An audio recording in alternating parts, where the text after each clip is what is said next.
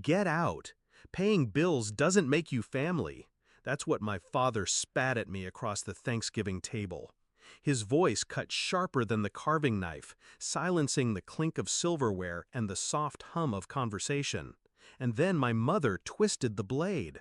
"You're just jealous of your brother," she whispered, almost tenderly, as though her cruelty needed a gentler delivery. I smiled. Controlled. Precise. Then let him pay the $9,600. The room shifted. Chairs creaked. Forks froze. My brother's face drained. But I didn't wait for their replies. I excused myself, walked upstairs, and began shutting the house down. By morning, there would be cops, tears, chaos, and for the first time in years, I would finally breathe. It hadn't always been war.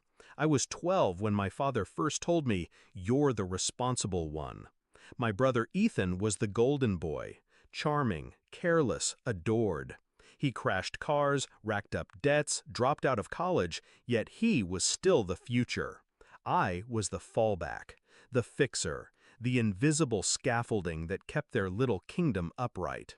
When Dad lost his job, who covered the mortgage? Me. When Mom needed her credit card bills paid, whose account got drained? Mine. When Ethan blew through money like oxygen, who bailed him out? Always me. They dressed it up as helping the family. But families repay love with love. Mine repaid with silence, then entitlement, then cruelty. And still, I stayed. I paid. I carried them. Until that Thanksgiving.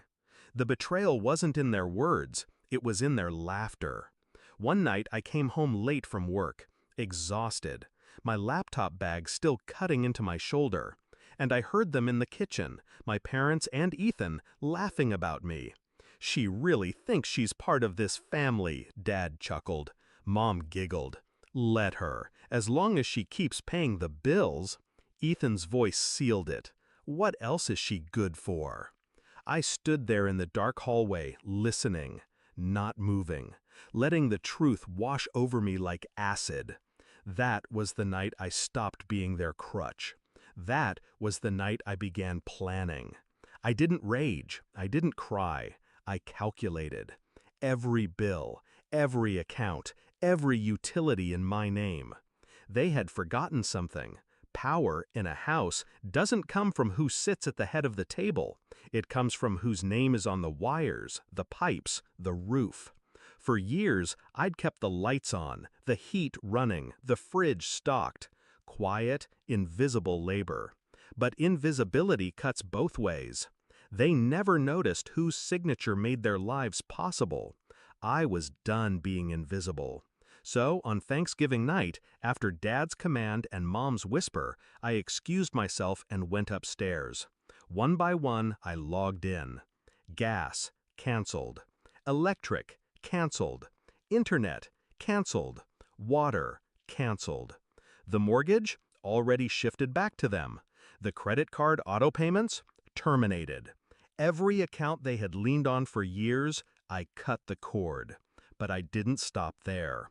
I gathered the receipts, the proof of every bill I'd covered, every month of rent, every utility, every medical copay. Neatly organized. Timestamps, statements, my name on every line. And one final envelope, the $9,600 I'd just paid to keep the house from foreclosure. Their house.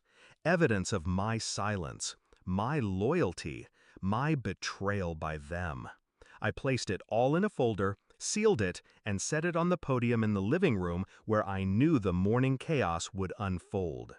At dawn, the screaming started. "No heat! Why's the water off? The Wi-Fi isn't working!" Panic spread through the house like fire. My brother cursed, Dad stomped, Mom wrung her hands. That's when the knock came. 2 officers, polite but firm. The credit union had flagged suspicious activity, the sudden mortgage transfer, the pulled payments. They were there to confirm residency, to investigate. My parents stood frozen as I descended the stairs, calm, folder in hand. "Officers," I said, voice steady, "perhaps this will help." I laid the evidence out like a prosecutor. Every bill I'd paid, every debt I'd cleared, every responsibility they'd shrugged onto me.